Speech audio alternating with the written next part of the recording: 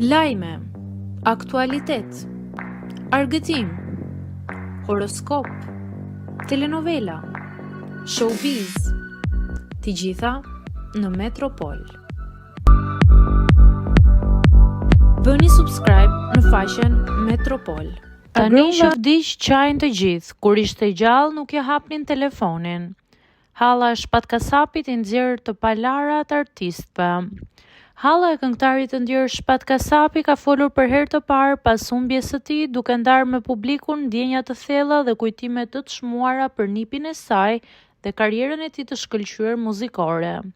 Ajo ka treguar se Shpati, përtej talentit e jashtëzakonshëm dhe suksesit që arriti në skenën shqiptare, ishte gjithmonë një njeri i përulur dhe shumë punëtor, i apasionuar pas muzikës dhe i përkushtuar ndaj artit të tij.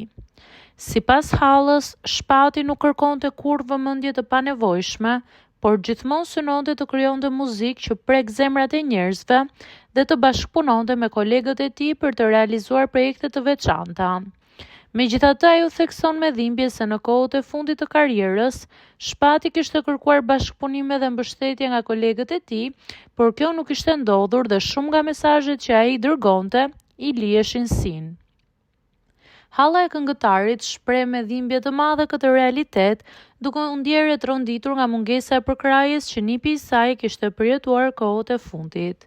Ajo që më dhëm më shumë është se Shpati ka kërkuar shumë bashkëpunime dhe ndoshta mesazhet i janë ngelur sin. Pse nuk i duam kur i kemi gjallë? Kjo është e dhimbshme, u shpreh ajo. Gjithashtu ajo rrëfen se Shpati gjithmonë kishte një pasion të jashtëzakonshëm për muzikën dhe për publikun e tij dhe ishte i gatshëm të punonte pa u lodhur për të realizuar çdo projekt që e bënte të ndihej i lumtur dhe i plotësuar. Ajo thekson se pavarësisht suksesit të madh që arriti, Shpati mbeti gjithmonë modest dhe i përkushtuar ndaj familjes.